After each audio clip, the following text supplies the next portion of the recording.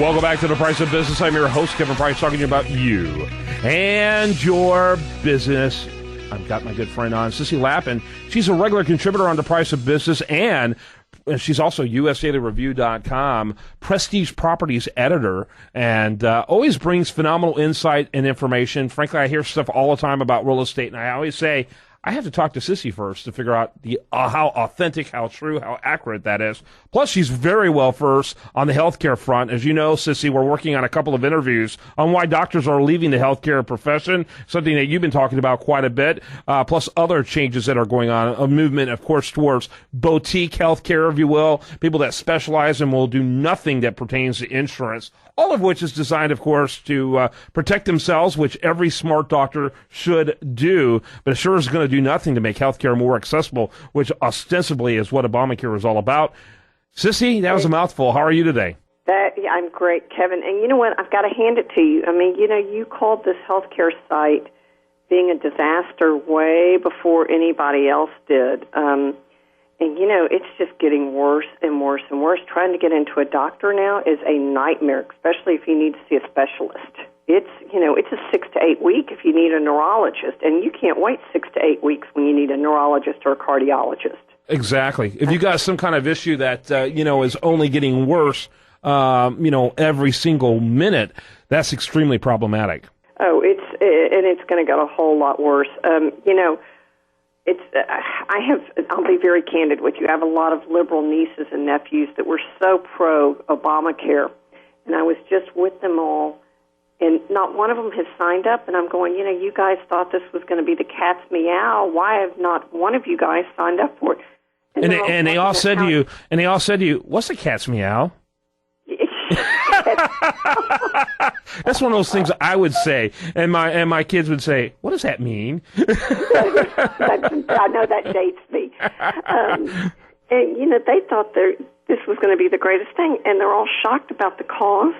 They're shocked about the deduction, and not one of them has signed up for them. And they were just, beating the drum for this health care act. Wait a minute, this free health care isn't free? It's incredible. So, absolutely. And in fact, I got a text from one of my nephews who commented on my Facebook page about how I should lighten up about Obamacare. I think it's a good thing, and government should be responsible for people's health care. And I got a text. That's what he wrote on my Facebook page several months ago, I guess 2 years ago.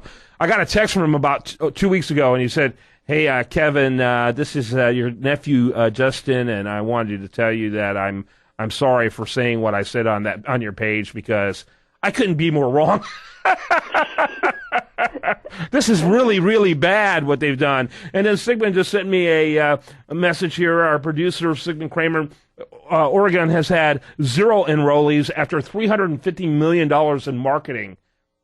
Oregon alone has paid 0 enrollees. I tell you right now, no wonder why they keep on doing exemptions. But you notice they never do exemptions for individuals. Continue to oppress the individuals, but we'll continue to be in bed with business.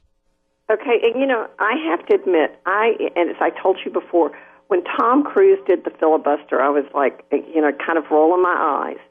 Everything he said has come true. Everything he has said has come true. Ted Cruz called this thing, perfectly. And what people don't understand until they need it is this is not a bill that affects interest rates, housing, anything like that. This is your health, and you don't realize how bad it is until you need it. Yes. And then you realize, this is life or death decisions. Yep. And people don't understand how cost containment has to matter, even with the deficits and debts. And then eventually, how will they save money? I think Thomas Sowell nailed it when he said, wait a minute, we have all of these fixed costs ranging from hospital beds to doctors to nurses. How does adding a layer of bureaucracy going to reduce costs? That's just adding a whole new layer of costs. And he nailed it. And I think of my own grandfather in England. His experience was that my family was literally told by the doctors that it made no sense for them to do certain medical procedures for him because of how old he was, and he no longer paid taxes. Oh, absolutely. It's called a death panel.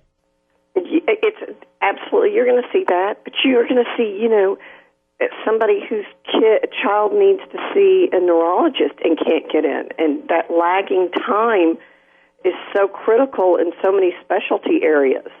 And it's going to be, believe me, what we're hearing now is the appetizer. We have not even gotten to the main course of trouble yet here.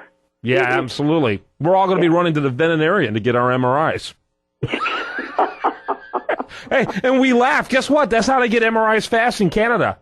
That is so true. That's how they do it in Canada, folks. And so you're going to be between Spot and Rover in a line to get your MRI. Just wait, and enjoy all that extra hair in that MRI machine when they put you in that thing. And ooh, the smell. I'm telling you, people are like, Kevin, you're being wacko. That's exactly how they get MRIs quick in Canada. Look it up. And no one did their homework. That's why this kind of insane legislation became law. No one did their homework.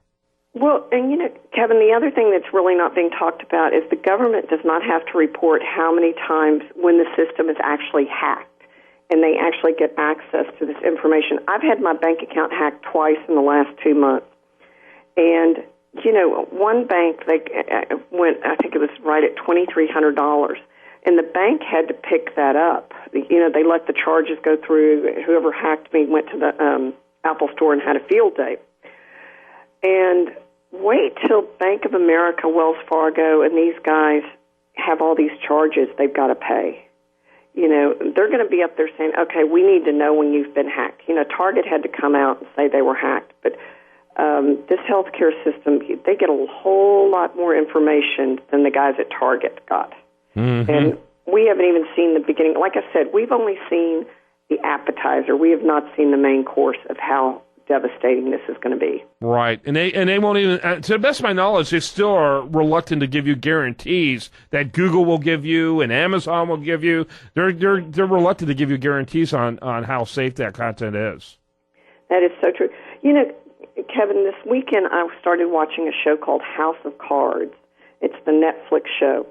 Because I've always wondered, how does this stuff get passed in Washington? I mean, it defies all common sense. It totally defies it. And I love that show because it explains to you how they defy common sense on an everyday basis. It's a great show explaining how Washington works. The only thing I find after I watch it is I'm so depressed because it seems so hopeless. Yeah, and it's very cynical and accurately cynical at that. He's a bit of an extreme character, but there's some pretty major people we've had in our political history that were, similarly extreme. Sissy, we have like a minute left. You and I got on our favorite horse to ride, which is healthcare. Anything going on the House front that you want people to talk about or be aware of, rather? Absolutely, and I'm going to post it on my website. I did a snapshot. Well, also post it on USDailyReview.com. Don't forget. Okay, I'll post it on US Daily Review. I did a snapshot kind of comparing Memorial, Tanglewood, Briar Grove, the Heights from 2012 to 2013 sales. Interesting enough, the number of sales is similar. It was, they were up a little bit, but not, we've had record-breaking sales, but just to go up a little bit affected the market so much. The key for 2014 that I'm seeing is we are going to have great sales if we can get some inventory. We have virtually no inventory. We typically, like last year at this time, we had 6 months' worth of inventory on the market. We have 1 month's worth of inventory. I mean, we are seeing 6 to 8 offers.